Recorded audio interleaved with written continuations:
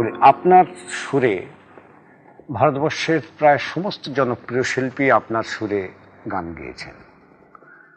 কোন একটা পত্রপত্রিকায় পড়েছিলাম, ঠিক মনে পড়ছে না, যে লতা মঙ্গেশকর নাকি আপনার সুরেই প্রথম বাংলা আধুনিক গান গেয়েছিলেন। হ্যাঁ, আচ্ছা, লতা মঙ্গেশকরের প্রথম আধুনিক বাংলা গান আমারই সুর হয়েছিল।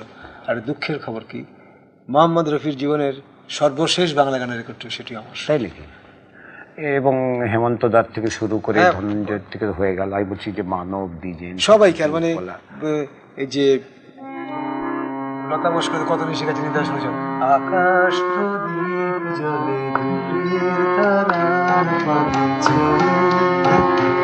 বলে হেমন্ত দা, তোমার আমার কারো মুখে কথা নেই, বাতাসেও নাই সারা, জেগে জেগে যেন কথা বলে দূর আকাশের তারা।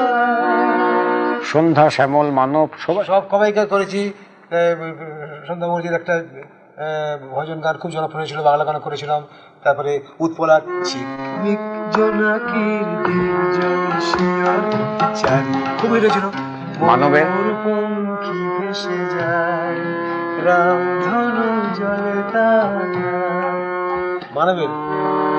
শ্যামলেরটা বলি, তুমি আর আমি শুধু জীবনের খেলা হাসি আর গানে ভরে যত ব্যথা দুজনে। তুমি ফিরাই দিয়েছ, ফিরে চলে ডিজেনের একটা কি, যেদিন তোমায় আমি দেখেছি করেছিলাম। তুমি এলে কি, শ্যামলের এত আলাদা গান, মানবের ভুলে গেছি কবে এই পথে যেতে, তো অনেক করেছেন পর সব। তারপরে ধনঞ্জয় তো আগেই বলেছি। তারপরে রবীন্দ্রসঙ্গীত গান কণিকা বন্দ্যোপাধ্যায়, তার এই ভজন গান রেকর্ড করেছি। তারপরে গিয়ে বম্বের জগজিৎ চিত্রা, মানে চিত্রা সিং, সে তো হৈমন্তী, বনশ্রী সবাই আপনার সুরে করেছে। তারপরে লাস্টে সবাইকার নাম শৈলেন মুখোপাধ্যায় করেছে। এত যে সোনাই গান তো মনে হয় পান্নালাল ভট্টাচার্য সুরে গান করেছে। তারপরে মোহাম্মদ রফির গানটা বলি, না না না পাখিটার বুকে যেন ওকে গাইতে না, এই গান। তারপরে এখনই বিদায় বলো না, মহেশ খাসের। আমি যে দীপক মৈত্রের ভালো কথা বলেছেন। নয় শুধু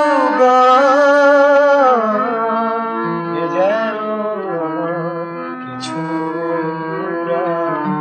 আর কিছু, সত্যি অভিমান। সেটা আমার ছাত্র ছিল, অপূর্ব গান করতো, আমার সঙ্গে রেকর্ড করেছিল, কিন্তু রেকর্ডটা বেরোবার আগেই মারা যায়। খুব সুন্দর, যেমন গেয়েছিল তেমন সুর হয়েছে, অপূর্ব, খুব দুঃখ।